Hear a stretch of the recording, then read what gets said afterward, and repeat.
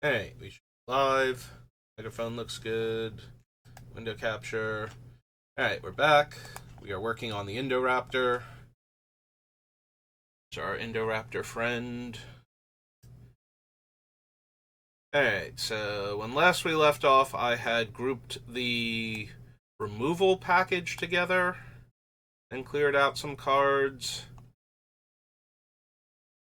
Slow going, but we're actually making progress, so. Alright, let's go to the top and start from the beginning again, see what we've got.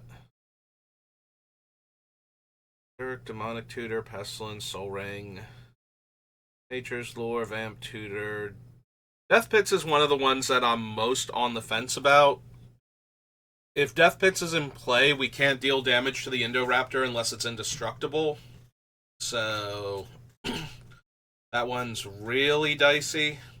The upside to it, though, is that I have so many ways to deal, like, damage to all creatures in play that having the Death Pits turns those cheaper cards into Wrath effects. It's still not great, though.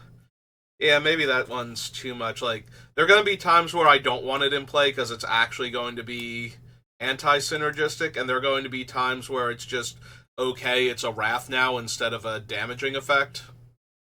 And that's nice, I guess, but a lot of them either deal a little bit of damage and something else, or they hit the players too, and that's why I'm casting them, so I can get Indoraptor triggers, or, you know, more counters on the Indoraptor for the damage dealt. And they double as when the Indoraptor's in play, it's another trigger for him. So there's that, but I don't think we actually need the Death Pits because of that. Still very potent, though. Like, there's definitely a lot going on in this deck where the Death Pits of Wrath would be like, no, that's fine. Just kill everything. That isn't indestructible or protection from whatever's dealing the damage. Lumpus stays for now. Plague Spitter stays for now. Fires of Yavimaya. Hull Breach. Colossus. Sharpshooter. Gratuitous Violence. I do have a lot of ways to deal 1 damage to all of my creatures, and the problem is that some of the pingers are tiny. So I do have to worry that that's going to be a non-bow. Like Plague Spitter and Goblin Sharpshooter do not hang out together on the table for more than a couple seconds before Sharpshooter explodes. Unless it's randomly given indestructible. And I only have 2 ways to do that right now.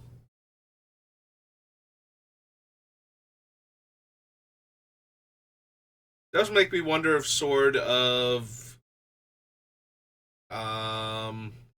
Blood and Sinew, whatever the black red sword is from Modern Horizons, Sinew and Steel maybe, something like that. It does make me wonder if that might not be good in the deck, since all of my mass damage effects are either black or red, and all of my fight effects, like all but one of them, are mono green. I think. Like, I think I'm running the one, like, +2/+2 and fight card, because that's one of the biggest buffs you can get from a fight card before the creature fights. So, but all the rest of them are, like, mono green, so the sword wouldn't actually clash with that, and it would let me protect some of my smaller creatures from some of my other effects. Because we already have Darksteel Plate and um, Mithril Coat, or whatever it's called, from Lord of the Rings, so it's kind of hard to. The other option would be to have what's its name, Akroma's Memorial. Just give all of my creatures protection from black and red for 7 mana. I say that as a joke, but that might actually be a thing. Like, if all my creatures were protected from my mass damage effects, then they become Plague Winds instead of Wrath effects when they deal enough damage. The biggest downside to that one, though, is that then it's hard to deal damage to the Indoraptor with my own effects, so. Which is kind of a thing I want to be able to do. I just don't want all of my little creatures dying to my little pings when the little creatures can help me do the pings later on, especially like Sharpshooter. Excuse me. Lightning Greaves, Simulacrum, Cranial Plating, Reach, Grave Robber, Soccer Tribe, Pop. Zetsu I definitely want. Coal Hauler Swine I probably still want. It just does so much damage to our opponents potentially in a single turn. And it's not like them damaging it doesn't hurt them also, so they need to be pretty far ahead on life in order to punish me for having this thing out. You know, past the losing it and taking a ton of damage portion. It does help decks that are trying to deal a ton of damage, though. Since that will give them a way to, you know, deal like 13 or 20 with their big board wipe spell, the same way I'm planning on doing, but they are choosing to do it, so they know what's coming. Also, they're doing it on their turn instead of mine, so the Indoraptor's losing counters. I think we can cut the Rumbling Slum. It's very similar to the Spawn of Mayhem or whatever it's called, but it doesn't have any evasion abilities, and I think I'd rather have the Spawn at that point. Because the Spawn's more likely to get through for more damage, in addition to the point that it dealt to everybody. Keeping these for right now. Those for right now. Breath of Malfagor.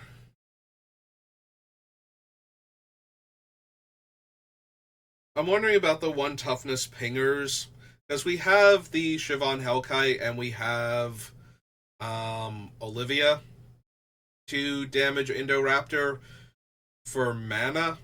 So for the tap activated abilities, but then if we lose the tap activated creatures, then we don't get to put Thornbite Staff on them.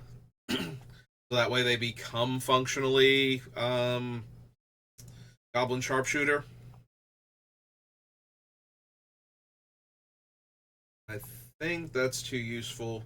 I was thinking about cutting them just because they're tiny and they're going to get killed by my own effects. That's kind of disappointing. Yeah, there's a bit of a non-bow going on between some of the ways to deal damage to the Indoraptor and some of the other ways to deal damage to the Indoraptor. Both of which can substitute as ways to deal damage to the opponent when I'm going to cast Indoraptor.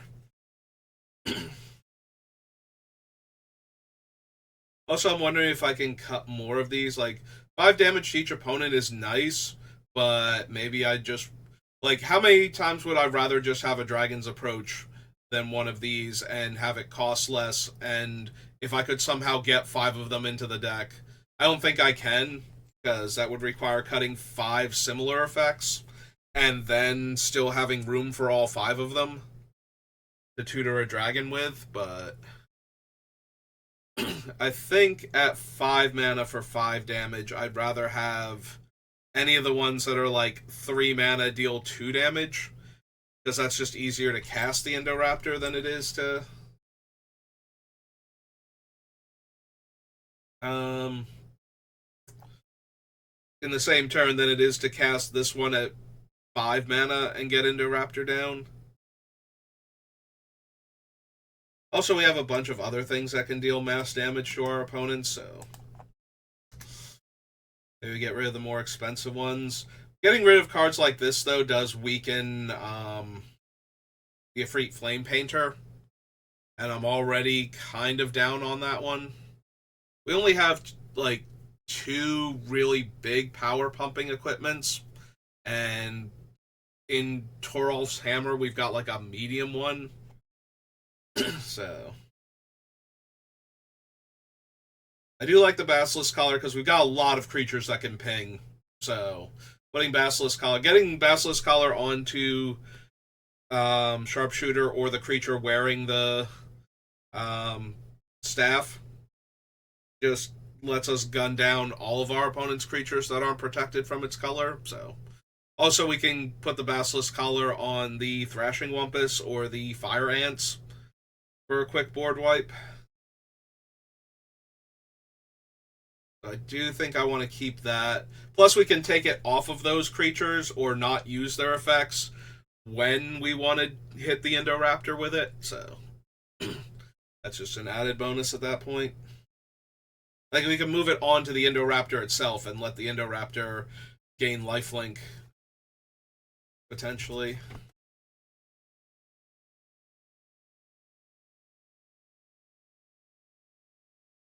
Steel Plate into the 4, Slagstorm, Beast Within, Aurabrask, Blasphemous Act, Olivia.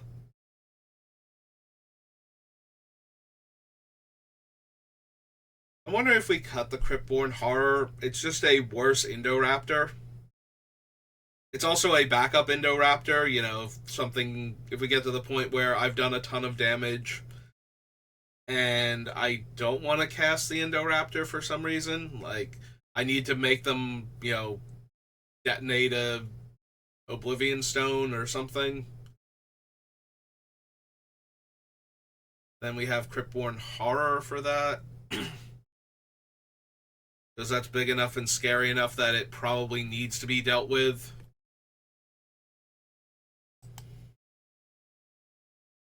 It's still a worse Indoraptor, though, so I think I'm okay to cut it. I do like the versatility on Rakdos Charm, but we might wind up cutting that one just because we have better artifact hate, we have better graveyard hate, and we have better mass damage effects. But we don't have one card that can do all of those things if I need it to, so it's a little bit tempting to run it.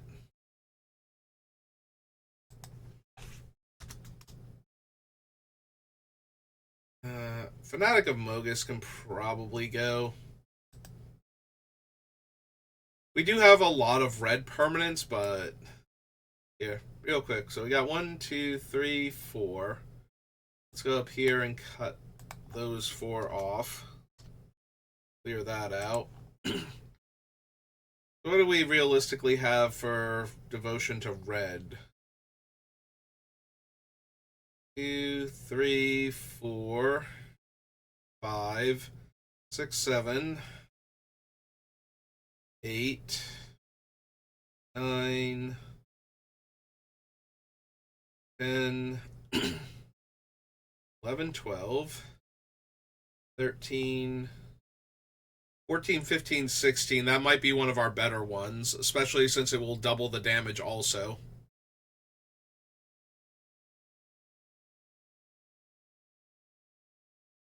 We're at 16, right?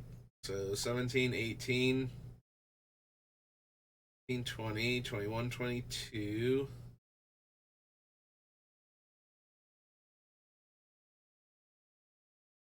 $324.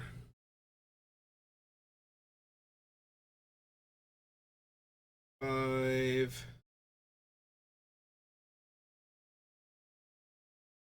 Six. It's not looking great, honestly. So a lot of them are only 1.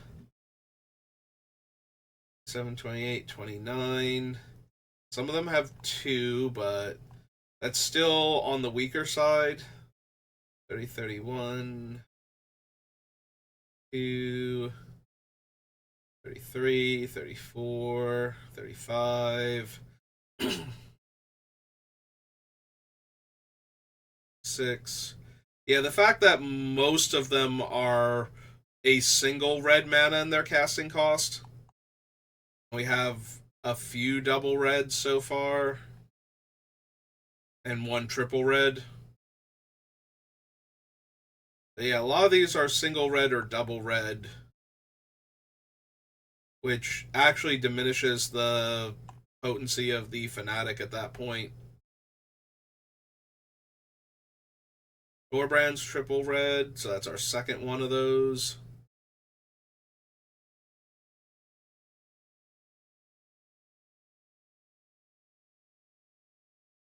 The Goldspan Dragon.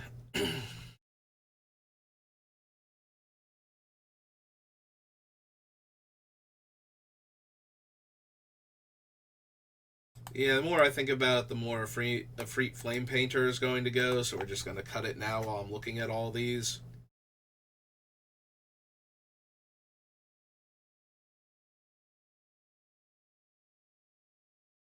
Okay, Ill-Tempered Loner is 2. Agnes is 3.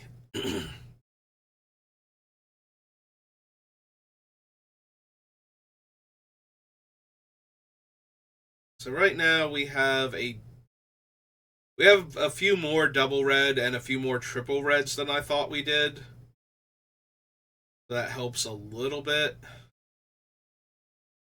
but it's still not amazing. Like, realistically, I would expect Fanatic of Mogus to deal at most like 6 points of damage when it comes in, not counting any damage multipliers we have on the table. Which we do have the damage multipliers. We have especially City on Fire and Emancipation of Fire, both dealing triple damage and being triple red in their casting cost is super helpful towards it.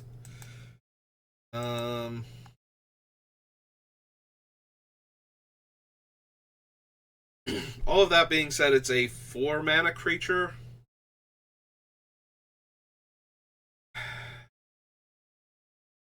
Does hit all of my opponents, so that is tempting. Yeah, maybe it gets to stay. Gets to stay for right now, because I do have more than I thought I did in the double red and triple red department.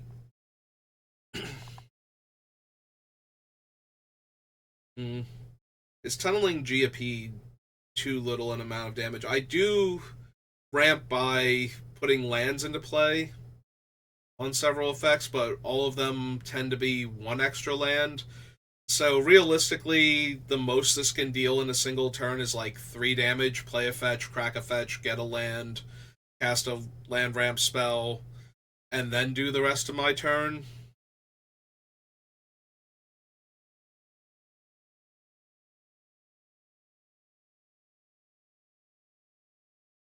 Mm, it is on the weaker side. It's also one of my smaller creatures. A lot of my creatures are in like the 5 and 6 mana range because I'm trying to get like big effects on them. So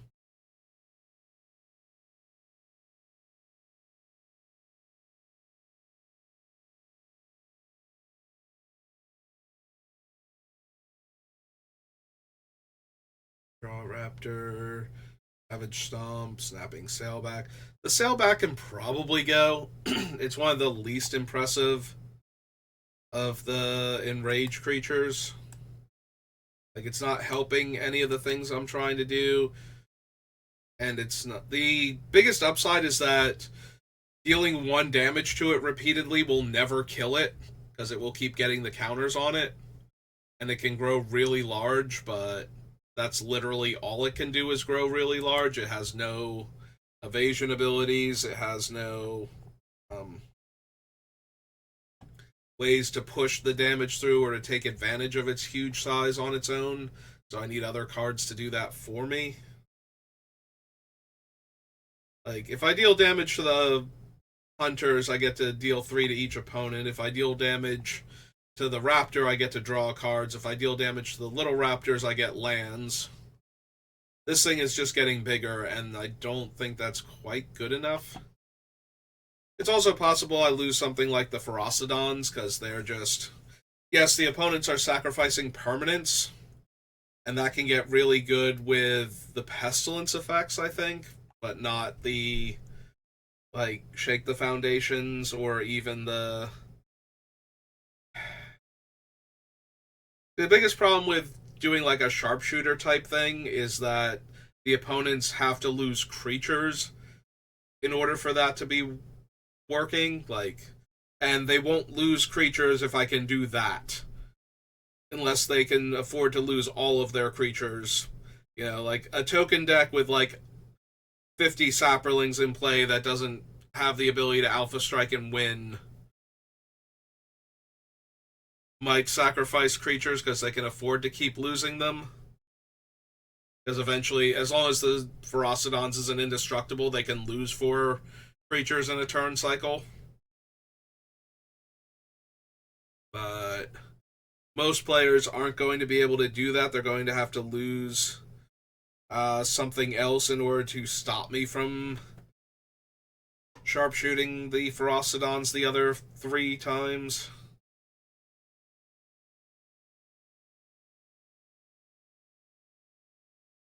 That's probably still good enough.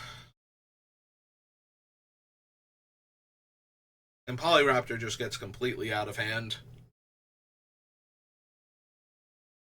making all the copies of itself. Alright, so I do kind of want to keep those. It does help to actually stop and think about, like, what are they going to do when they're in play? How is this going to help me? Because in a vacuum, they have the right game text for what I'm trying to accomplish here, so it then becomes, well, what do I actually, like, what is this realistically going to do versus what does it look like it's capable of? And the answer on the sailback is it's going to be giant, and if opponents have, you know, removal spells, chump blockers, like, it's not doing anything other than abyssing one opponent at best, and might not even be doing that much. So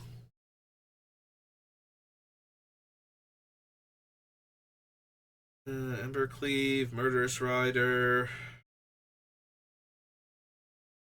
You like Sir Conrad, but we've got a lot of expensive creatures, and I'm not ramping super hard with land. Like, I'm only getting like 1 land in play at a time usually. We're not trying to cast like one of the 7 or 8 drop spells that can get 10 lands out of my deck.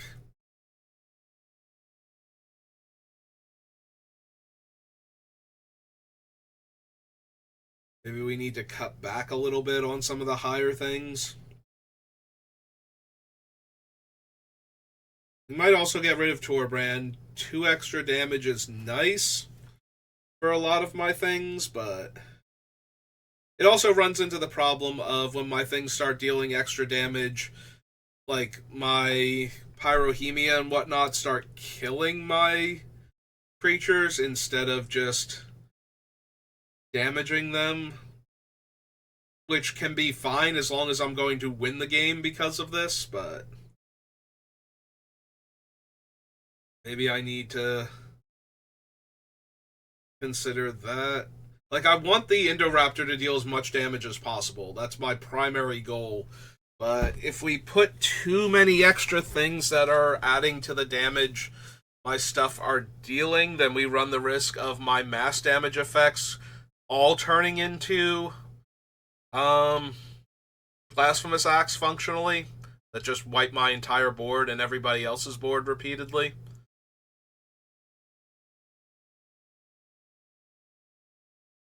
Obosh is another one I have to figure out. Like, how many of my things are odd CMCs that I'm going to run versus even? Because I need a lot of odd CMCs before Obosh isn't just a worse any of the other damage doubling effects. So, things that deal damage. Pestilence is even. Magmasaur is odd. Maniac's even. Price is even. Soil is odd. Fire Ants is odd. Alkite is odd. That helps. Steam Blast is odd. Heretic's odd. Sizzle. Wumpus.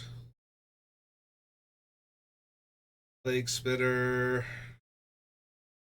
Colossus is even. Sharpshooter's odd. That's 10.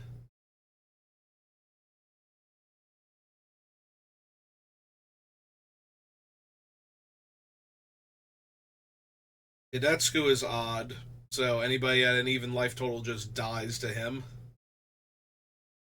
Swine is even. Emi is even. Molten Disaster depends on the casting cost, so we could make it odd if we needed it to be, or make it even if we needed to be. That's 7, or I'm sorry, 12.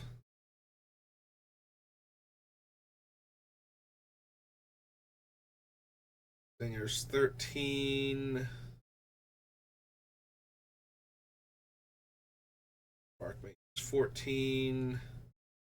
Slag Storm's 15. Oops.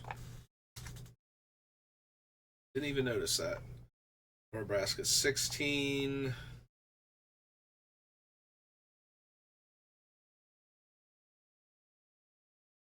Those are even. Burnished Heart 17. Those both being even kind of hurts. Xenagos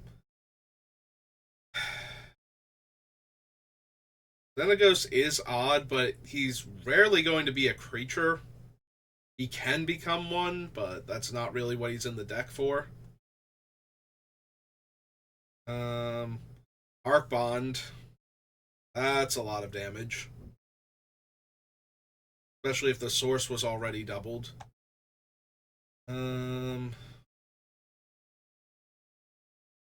It's even. Geopede's odd. Sinprodder is odd.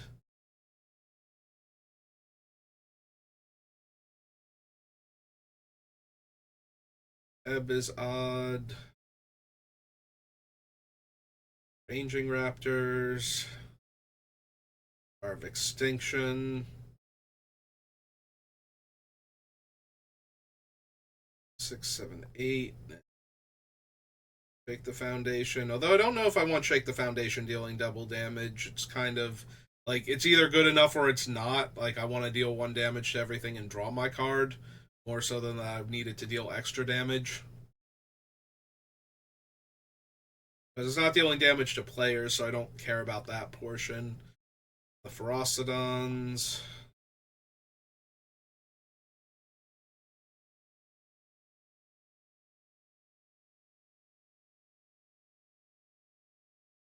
Those. Spear Spewer is odd. Ronus is odd. Ilzarg is odd.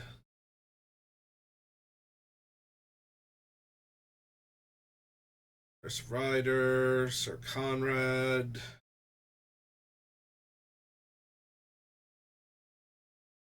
Office. Obosh itself. So we technically probably have enough. The problem is that I kind of need most of the deck to be odd. I feel like for Obosh to matter. Otherwise, it might as well just be one of the other damage doublers that's not contingent on, you know. It's really weird when some of my pingers are double damage and some of them aren't. Because depending on how survivable my damage is will determine whether or not I want to hit my creatures with it. Like sometimes I just want to deal 1 or 2 points of damage, not, 2 to 4 points of damage.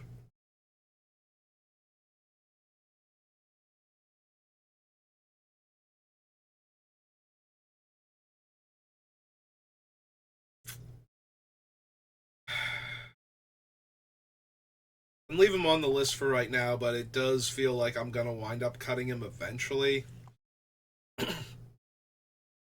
Yeah, Arnie's just okay. Arnie's in here because whatever my strongest creature is, Arnie is 1 higher than that for 1 mana. Which can make him a 4/3 if he's literally the only creature, I believe. I don't think it's among other creatures I control. It might be. But even then, it's pretty easy to get him up to a very high power. I just don't think.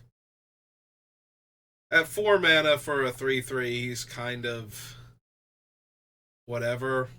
So even at 5 mana, so that way his haste and his ability function in the same turn, it's still not amazing. Tural's just absurd with damage doubling effects. So we're going to keep him because it's very easy to overkill things and then get a trigger and then really overkill something else and get another trigger and keep ratcheting up the damage until we hit, like our Mog Maniac or Coal Hauler Swine or something and just basically kill everybody at the table. Or, like, guaranteed take one person out depending on which thing it is.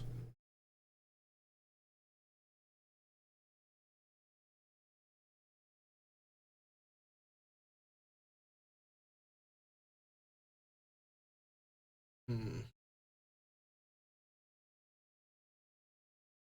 Like, I can see eventually cutting all of the dragon's approaches, but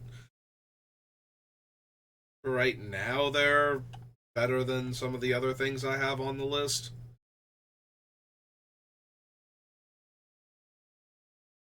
I can probably cut exponential growth. It's hilarious to double the Indoraptor's power more than once off one effect, but that's a lot of mana invested. That is 6 mana to double his power twice. And what that's going to do is basically force players to sacrifice things to not die to him, and that's not as good as just killing them. So I probably need to redirect that mana elsewhere in order for the Indoraptor to be killing people.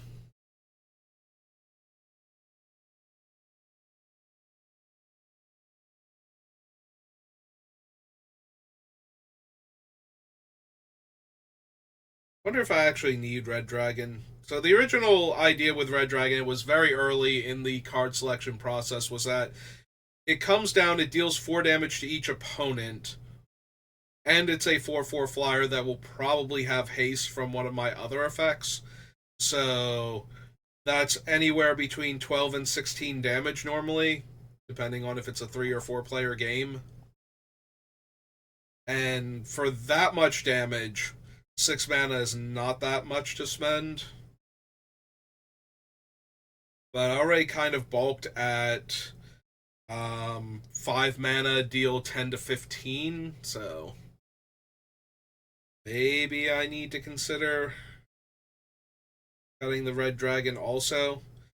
Because we do have, like, better creatures that are doing more consistently.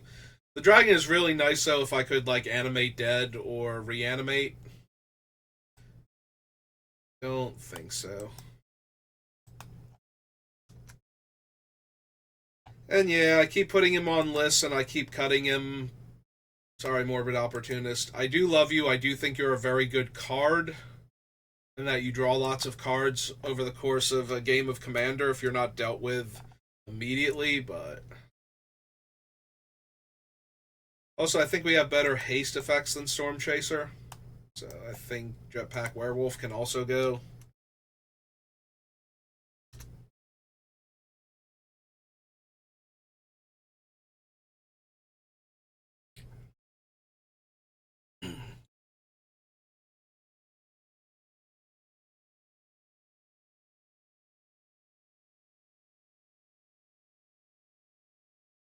There's a part of me that wants to cut the Facebreaker, and then there's the part of me that's like, it really does give me something else to do with my treasures if I have a lot of treasures and not a whole lot of things to spend them on. Being able to crack one of them to get the top card of my deck as a castable seems like a way better use of them than just having them sit there and rot while I wait for, like, Gear Aether Grid or Sunshot Militia to show up so I can turn them all into damage.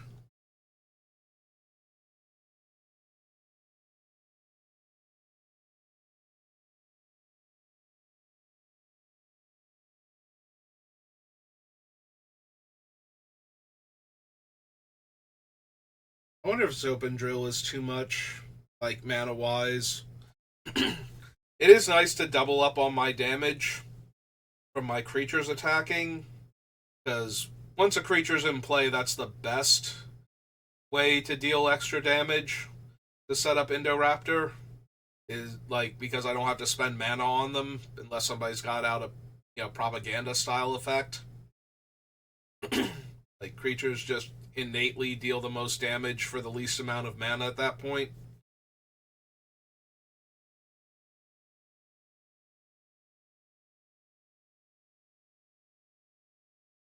It is very potent though. Like just putting this thing into play and going to combat and having it not die before the trigger goes on the stack. Just such an obscene amount of damage, especially for this deck that's already threatening to double or triple its damage output on certain cards.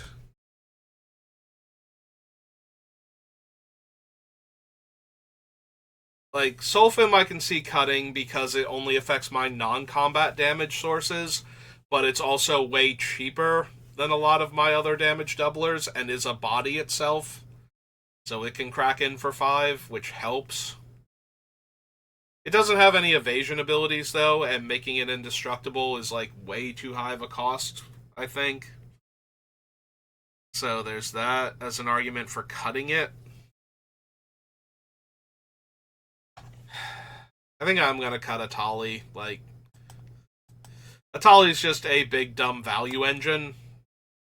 Like, it's not actually what the deck cares about at all. It's just that it's a 7 mana 7/7 with trample that's going to cast like 3 free spells for me. Or 4 free spells for me. Like, that's just so much value. But at the end of the day, 3 of those spells, 2 to 3 of those spells, depending on how many we have, aren't going to be from our deck and therefore need to be on topic for what we're trying to do. So, creatures, obviously, like anything that I can turn sideways and smash face with is going to be helpful. But spells have to either allow me to deal more damage, get me more mana to help me cast the Indoraptor in the same turn, or something similar. But there's an argument to be made that Atali coming in and hitting 1 or 2 creatures would probably be enough. If I got to cast any of my like damage doubling or tripling effects for free off of Atali, that would be huge.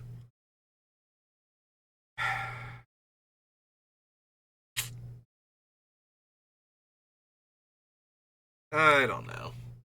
Like Atali is, as just a raw power card, Atali is very high in Commander. So it's not that hard to just jam it into every red-green deck and have it work. It's just that I don't think it fits the theme of the deck, and I kind of want to focus on the theme. This deck is already like mid-power tier anyway, so I don't think it needs the extra boost from Atali. Like, I think what it's got going on is good enough, and Atali's off topic, so.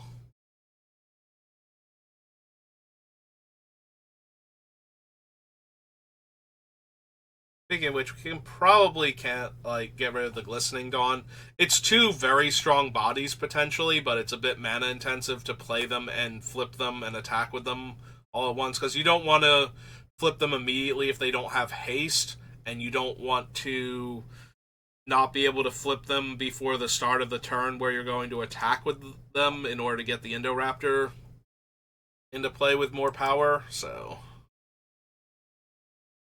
while it only costs 4 mana to cast it, we probably want 6 to 8 mana.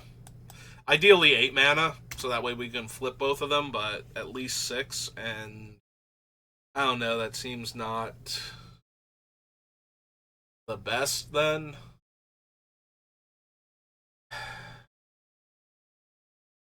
We can also probably cut the Sholdred. Like, she's fine, but end of the day, she's not super on topic either. She's just a powerful card Like, yeah, if we could reanimate everything and then flip Shieldred back over and have it all have haste, that would be insane. Thank you for the follow, Elizabeth. Welcome to the channel. That would be insane, but I don't think that's going to happen consistently enough for Shieldred to work out.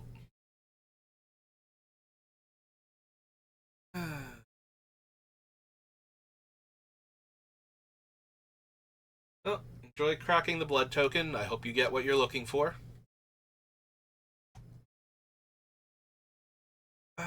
Fall of Care Andros is next. Yeah, no, that's gonna stay. That's gonna stay until almost the end, because I can't not see that card and imagine casting Blasphemous Act or Star of Extinction and just blowing up the world and getting this giant token. So, Fire Inscription might be able to go. Packing on the 2 extra damage to my instants and sorceries is fun. But it's the same reason why Gutter Snipe didn't quite make it. And the more I think about it, the more I think, yeah, it's probably not going to be what we need. It's adding 2 extra damage to each opponent per spell, but... So if we cut that one, we probably need to cut Thermo Alchemist also. Let's go find him. Yeah, I think this is the least impressive of my Casted Instant or Sorcery, deal some extra damage cards. And I forgot to double check what number that was. So let's copy Chandra. And that's 13. So we had 12 cards on the cut list, so let's get rid of them. Brings us down to 208. So we can clear all. Alright. So we're on Lord of the Rings. Right, that's not helping. There we go. On Lord of the Rings. Keep Curse of the Werefox, right? Curse of the Werefox might be able to go. The biggest thing about this one is that it gives trample to the Indoraptor. One of the few ways it can gain that ability, because I'm not focused on doing that, so. But yeah, we can keep the Curse. We might get rid of the +2/+2 punch then, because that's the other expensive one we have on the list. And try and keep the fight effects down to 2 mana.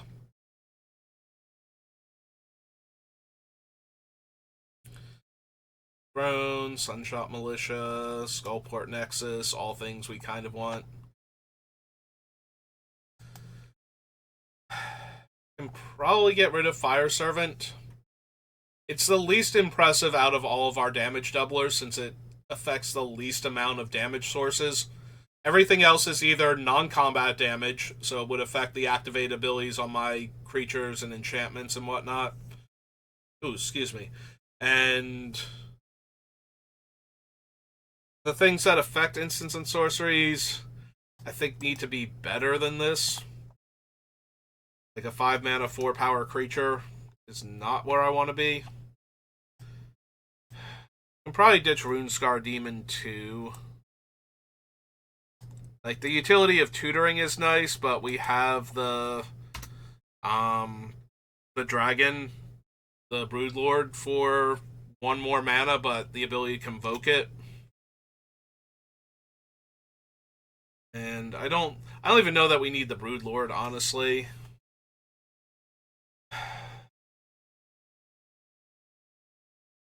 So the biggest problem with Hornet's Nest is that it makes 1/1s, which means they all implode when I do anything that damages the board, other than Shake the Foundation or the Fire Ants, because those can't hit flyers. But all of my other things do.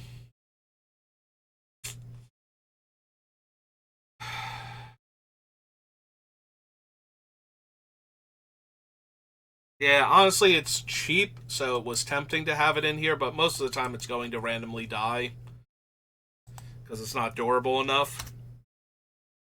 And The upside to this thing is when I cast one of the big ones and we just blow up the entire board and we make, like 13 or 20 1/1 flying death touchers. Like, that's really cool, but like, I can't even make 2 hornets by dealing damage to it with like pestilence or anything, because I'll kill the first hornet with the resolution of the second ability. So, the second activation, rather.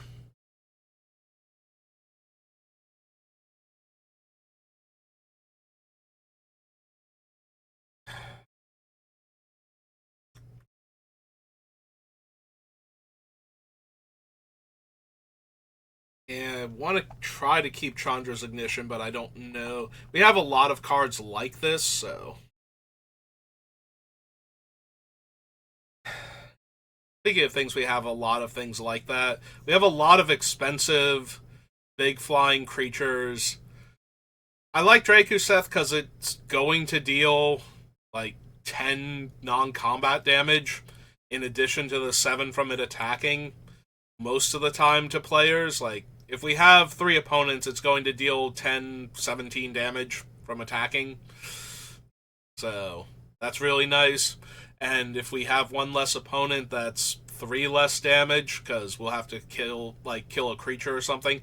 Unless we're hitting, like Coal Hauler Swine there and dealing another, 6 points of damage. But Drakuseth is expensive compared to some of the other dragons in our deck, and those dragons are doing more when they connect for us in the long run, I think. Drakuseth is all damage immediately if he can attack right away. The other ones are some amount of damage and then other resources. So while he's more efficient at dealing damage all at once, that's all he can do. And if we want something like that, we immediately come down here to Terror of the Peaks. Like, I think Drakuseth is a budget-friendly... Like, Terror of the Peaks is one of the most expensive red cards, apparently. I did not know that. Like, going by non-promotional versions of it, Terror of the Peaks, at least as far as Nitsahone's lists, made top 10 most expensive red cards at like $60 or something, $55. So, if you need a replacement for that, like if you already have Warstorm Surge, I don't think Pandemonium is good enough, and I don't think the things like Electropotence are really where you want to be at either, because of the extra mana required. So, I could see something that can deal a ton of damage by itself all at once, like Drakuseth. Because that's really what you want from Terror of the Peaks. It's nice that it can be a finisher where you cast a creature and get to deal have the trigger happen and deal damage to the opponent. We're not going to cast Indoraptor right now because we don't have the mana for him, but then we give that creature haste and it effectively dealt double damage. So, as far as replacing an effect like that, Drakuseth is fine. Obviously, the Terror of the Peaks can just absolutely destroy opponents or their board states by having the creatures deal tons of damage to their creatures. Yeah, being able to punch the creature or the player is super impressive. And Drakuseth isn't anywhere close to that, but he's also not like a $60 card either, so...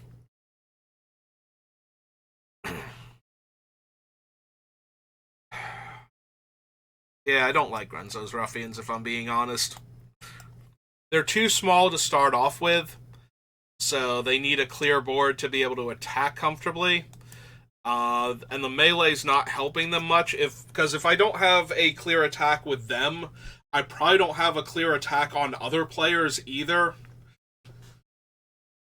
Like, basically, in order for the Ruffians to get through, either the opponent has to be defenseless, or that player has to have, like, a medium-sized ground creature, and the other players can't have flyers, and I'm attacking them with the flying creatures to get the Ruffians up to a 4/4. so that way they can actually connect with that opponent or force a trade with a better creature. Yeah, I'm just not feeling the ruffians at that point.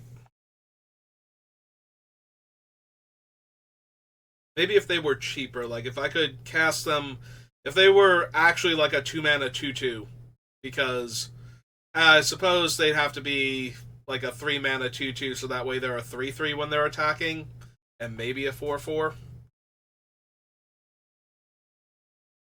Because they do get the bonus for attacking the player that you're actually attacking with the ruffians.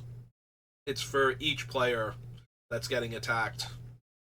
Melee happens, I believe. So yeah, they're technically a 4 mana 3/3 if you're only attacking the one player. But even then, that's not good enough, I don't think.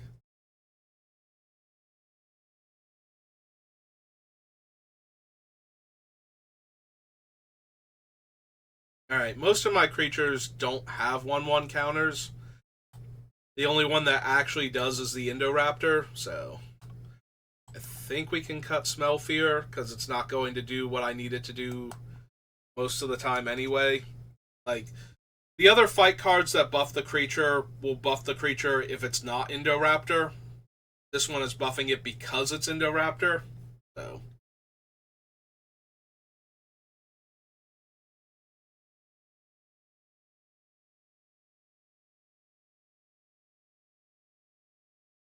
maybe we don't need the Baylor either. So the Baylor is a 5 mana 5/5, and when it attacks, we get the third trigger most of the time, is what I'm going to choose. We can make a player that has a couple of decent artifacts sacrifice one of them. That's like a fine thing to do. But Baylor is mostly in here for the third ability. So that way we deal damage to a player equal number of cards in their hand and hit for 5 in the same turn. So it's just adding extra damage in. Is that enough extra damage though? Like, obviously I'd rather have Drakuseth most of the time at that point, because getting 10 extra damage is a lot better than the um 5 to 6 extra damage. Unless we've got somebody that's managed to draw a ton of cards and has no maximum hand size, in which case dealing like 15 to 20 to that player is pretty good. Um,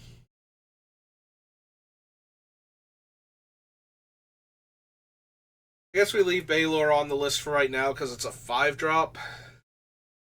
That makes it a little more mana efficient than some of my other like heavy hitting creatures.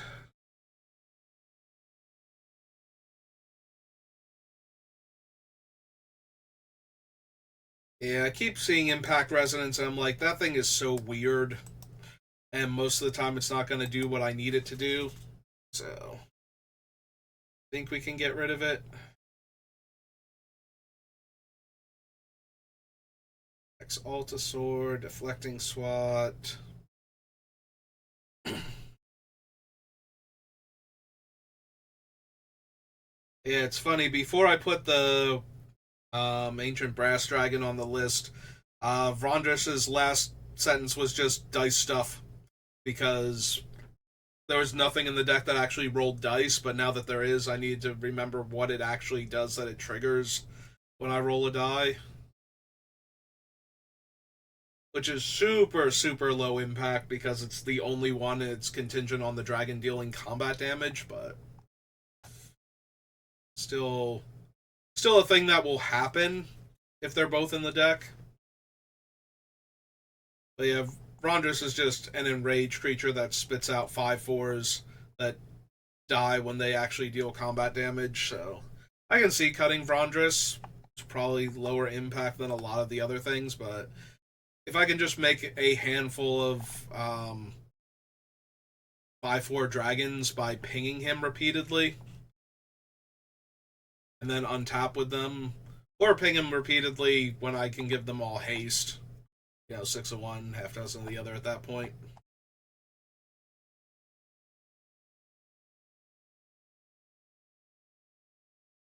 Alright, so we have another 1, 2, 3, 4, 5, 6, 7. 7 cuts. So close to 200. Here. Let's see if I can find one more cut down here in the commander pile.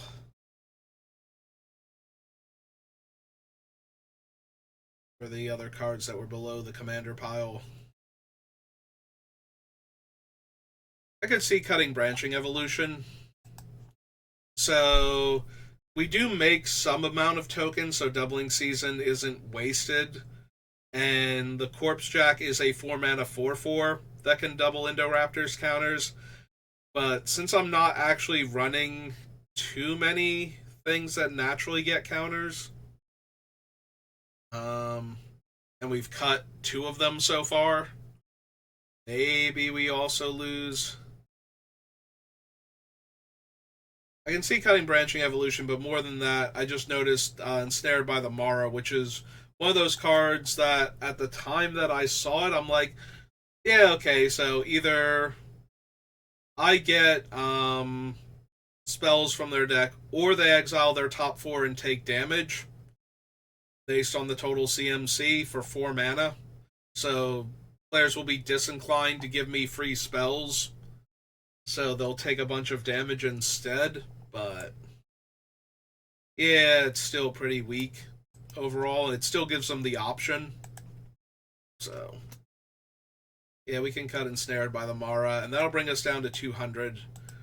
And that'll be a good stopping point, because I feel like I'm starting to lose my voice. I had some post-nasal drip the past couple of days, and it's left my throat a bit raw, so I think we're going to call it there, and I will see you next time. So thank you again to Elizabeth for the follow, and have a good rest of your day. Wasn't set up to end the stream.